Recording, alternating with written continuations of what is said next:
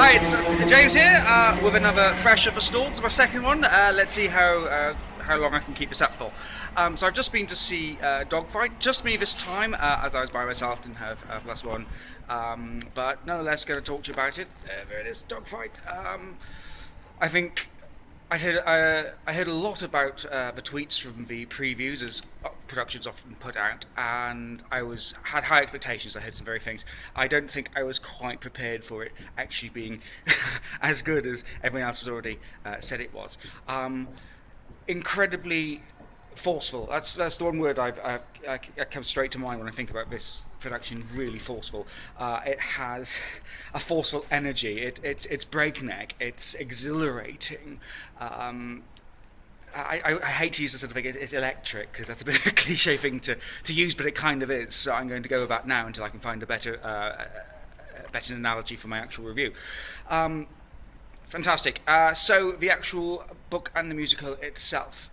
I love the music. What I love about it is it's so surprising. It's sort of, and I hate to draw a comparison with Spring Awakening, but Spring Awakening was one of those things that really sort of defined the sort of modern American rock musical. And I saw the original cast on Broadway, and it was absolutely amazing. But what I love about this, there's been lots of imitations which kind of like go, take Lift at the Soho, for example, kind of very, very, but you sort of. It's good, and you feel comfortable. But then who was it? Ben Pasek. What he then does with the music, he puts these little twists in that all of a sudden prick up your ears and like, oh, what's this? And it becomes something really original, something really engrossing, and you're there all the way. Not to mention some fantastic chorus writing.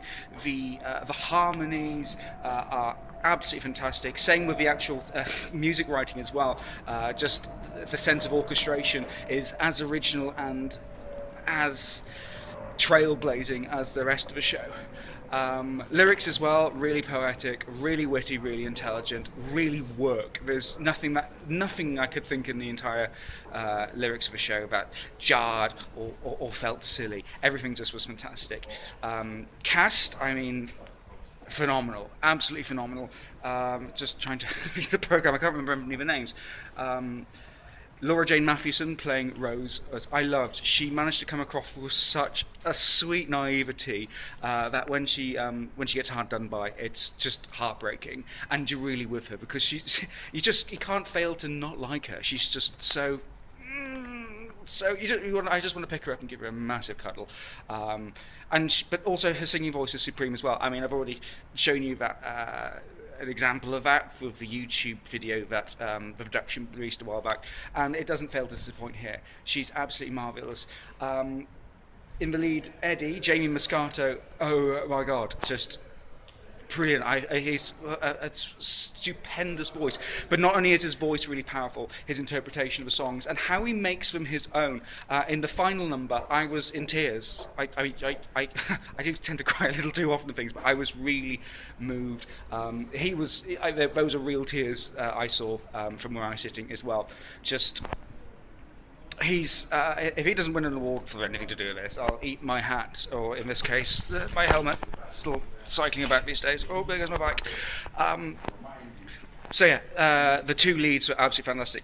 Special mention to Rebecca Turner as Macy as well.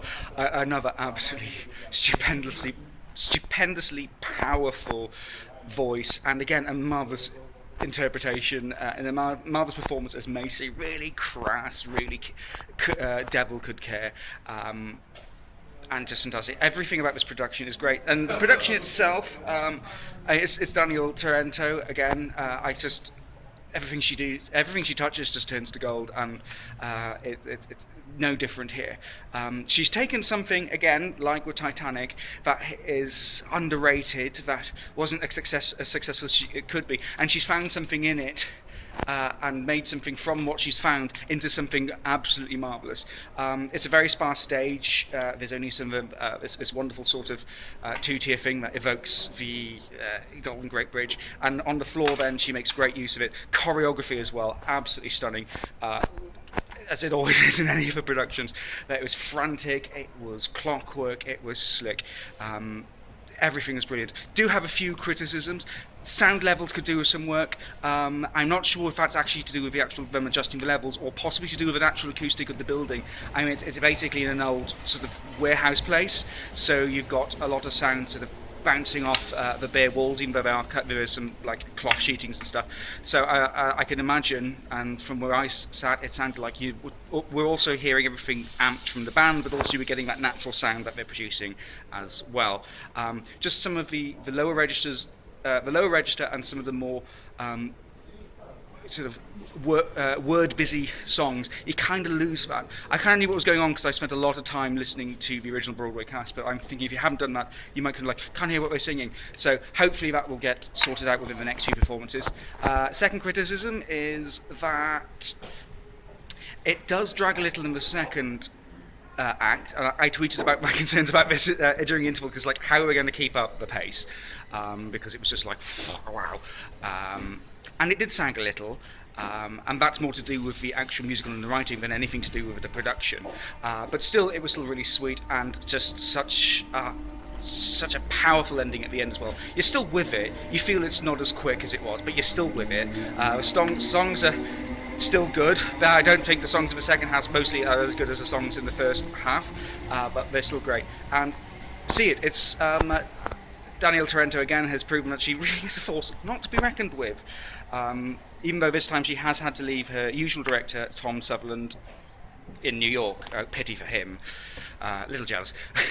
As he's still directing the off-Broadway transfer of Titanic.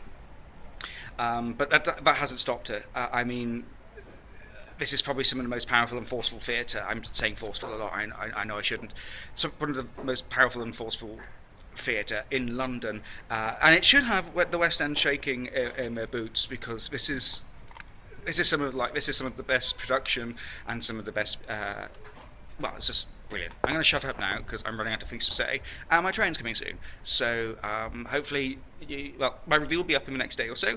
Hopefully, from what I'm seeing tomorrow or whatever I see again, I'll do one of these videos. I'll probably try not to have the people on the platform staring at me like an absolute nutter. So good night and see you soon.